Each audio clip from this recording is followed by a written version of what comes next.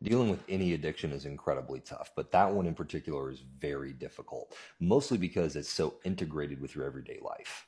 If you do it in the car, then you kind of have to like relearn how to drive. If it's what you do on your break, then you have to relearn how to relax. If it's a stress reliever, you have to relearn how to relieve stress, which obviously is really challenging because trying to quit causes stress, and then you have to have a new stress reliever in order to deal with the stress that's being caused from trying to quit. I've never dealt with that issue personally, but I remember when I was weight cutting, I experienced something similar to it, where my trainer had basically taken away everything that I normally ate, like dairy and sugar. I couldn't eat popcorn, I couldn't eat anything.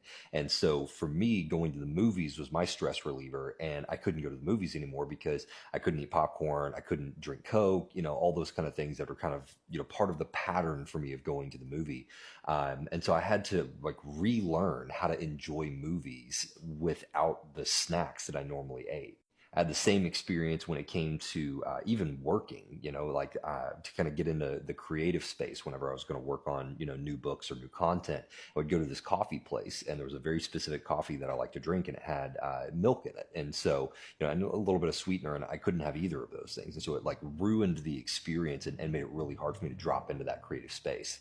And so for about 10 to 12 months, I basically had to relearn how to do all of the things that I used to do. And some of them, when you took away the snacks, or you took away that component, it wasn't really enjoyable anymore. And so I had to find like new hobbies and new habits and new ways of decompressing, because the ways I previously decompressed it was integrated. It was having those snacks was part of that experience. You can take those out, the rest of the experience just wasn't enjoyable enough to make it worth continuing with that habit. All of that to say, I completely understand how difficult what you're trying to accomplish is. And if I could give you just one encouragement, I walked with a friend who was trying to stop doing certain substances. And the challenge that he ran into was every time he was tempted to engage that substance, at first he was able to resist, but then the thought would start to creep up in his mind that, well, what about the next time? Like, what about tomorrow or the next day or the next day? I don't know that I can keep this up forever. And so what ended up happening is in his head, he would get to the place where instead of saying no to picking up that substance just right this second, right? It no longer became about the no right now. It became about saying no for the rest of his life. And that's one of the tricks that Satan pulls, is that he gets us into a position where we feel like we have to have a strong enough no to last for the rest of our life to even say no right now. And that's the lie. See, what you have to remember is that the grace for the problem that you're dealing with is right here and right now for this moment. That's why Jesus said, don't worry about tomorrow. Today has enough trouble of its own. He understood that we can't deal with tomorrow's troubles with today's grace. Otherwise, we end up burning up today's grace on something that isn't even here yet, and then we have no grace to deal with the troubles that we have to deal with today. Now, I don't know your journey and where you struggle with this, but maybe this one thing might help you a little bit. Is the next time you find yourself in that place where it's everything is so strong, the withdrawals are so strong, all those things, and the temptation to go back is huge. Try to remember and ask yourself, can I say no right this second? And then just clock it, right? Can I say no for 5 seconds? And then after you get through that 5 seconds, could I say no for another 5 seconds?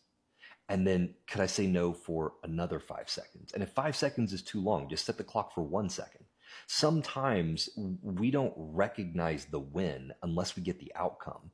But the truth is that if you're tempted and you resist for 5 seconds, that's progress if previously that temptation led you to pick it up immediately, right? And so even if it's just 5 seconds and then 10 seconds, and then 30 seconds, and then you get to a minute, right? Even if you just resisted for a minute and then you added 1 minute each day, eventually you get to 24 hours where you're resisting for a full 24 hours. And then from there, it gets easier to stack because you have some wins, because you have something you can point to that says, well, I was able to say no for 5 seconds Why can't I say no for 10? Right? Sometimes we just need to count the wins. And a lot of times, especially when you're dealing with addiction, we tend to only count the outcome as the win, and every failure we count as a loss. When what we should be doing is counting every single second that we resist as a win. Because developing willpower is exactly like working out. If you're laying on a bench and you're holding up the weight, right? And the goal is to get to the place where you can bring the weight all the way down. Well, every second that you're able to hold that weight up, every second, every rep that you're able to do is progress. And that's how you would calculate it. If you're trying to get to a place where you can do, say pull-ups, for instance, if you're trying to get to a place where you can do 10 pull-ups, but right now you can only do one. Well, as soon as you get from one to two, you don't go, oh, I've failed because I didn't get to 10. No, you go, I made progress. I got from one to two. That's progress, right? And so you got to treat building up that willpower exactly the same way. So don't try to quit for the rest of your life. Don't even commit to quitting for the rest of your life. Just commit to quitting for however many seconds, minutes, or hours you feel confident that you can commit to. And then when you're done with that, then go ahead and have another one, right? And then the next day, push it out a little bit further. And then the next day, push it out a little bit further. Sometimes it's just a matter of walking with the Lord in a moment by moment basis and building up that resistance and allowing Him to heal you in that moment. Now, obviously, that doesn't apply to everything, right? I mean, if we're dealing with things like adultery and theft and things like that, that's very different than dealing with substances and those types of things. With what you're dealing with, this is one of those things that I look at more as people want to call it a sin. I don't think it's a sin. I think it's more carnality. It's like worldliness, and the sin, if you want to call it that, is having something that is unresolved or unsubmitted to Christ. But that's why we have grace, and that's why we have the patience of our Lord who walks with us through the process of rooting those things out and transforming us so that we're no longer enslaved to them. So like I said, I don't know your journey, I don't know your situation, but I just want to encourage you, don't feel like a failure. The fact that you keep trying is success. Every effort is progress, even if you don't get to the outcome. So don't be so hard on yourself, and just take each day and apply the grace that you have today and let tomorrow worry about itself.